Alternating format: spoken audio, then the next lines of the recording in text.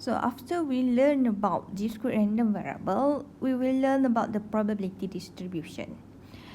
The probability distribution can be represented by a formula on a table or a graph.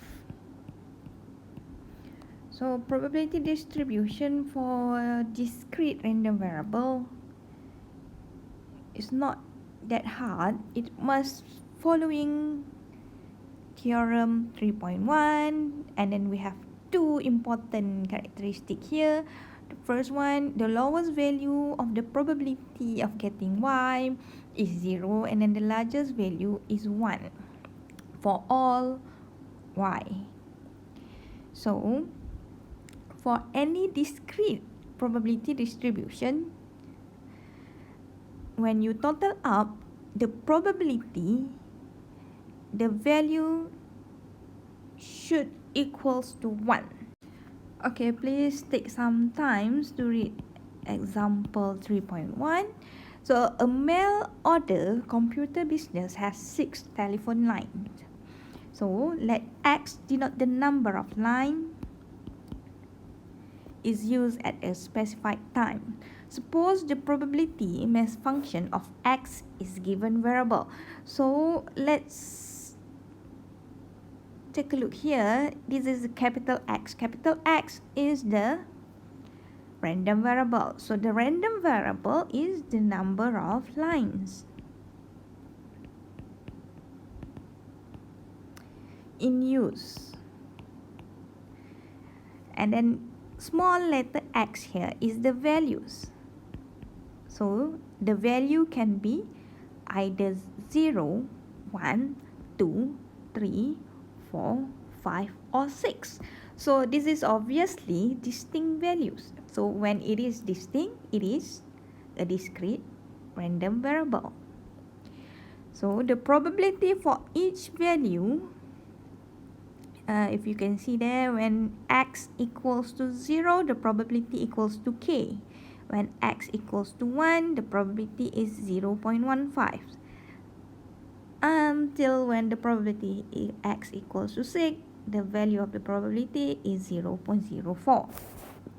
So in order for you to calculate value k, we need to use the first theorem, the second theorem.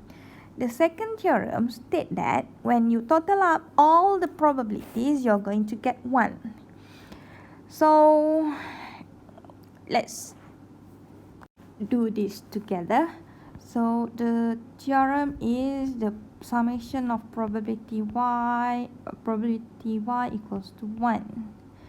So if you are going to total up everything, you're going to get k plus 0.15 plus 0.20 plus 0.25 plus 0.20 plus 0.06 plus 0.04, you're going to get 1. So if you calculate it, you're going to get k equals to 0.9 equals to 1.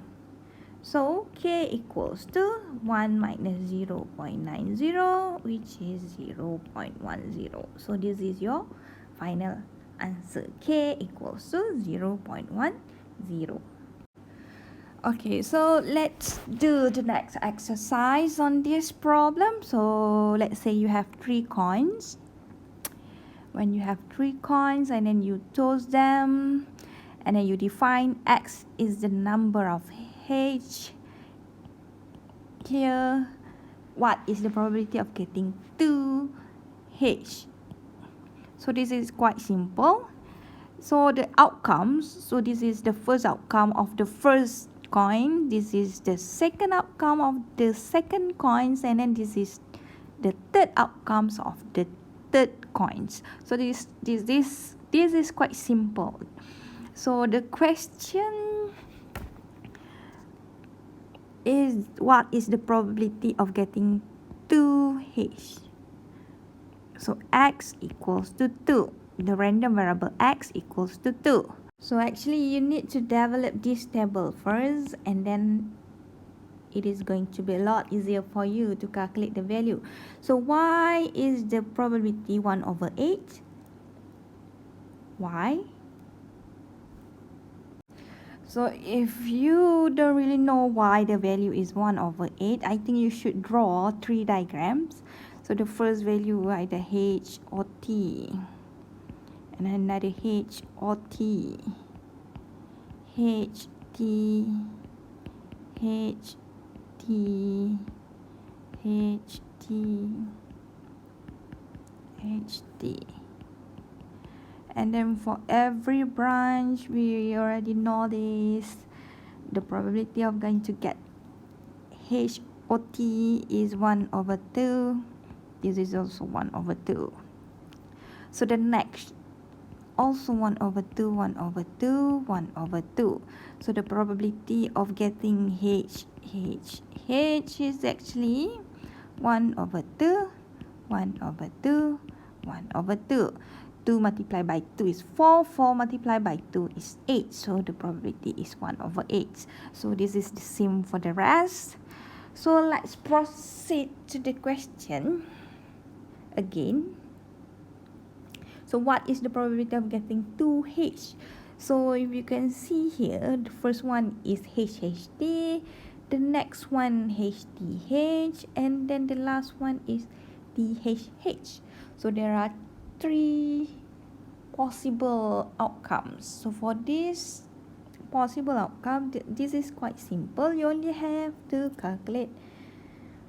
So the value you're going to get is actually probability HHT plus probability HTH plus the probability THH. So this is equals to 1 over 8 plus 1 over 8 plus 1 over 8. So this is 3 over 8.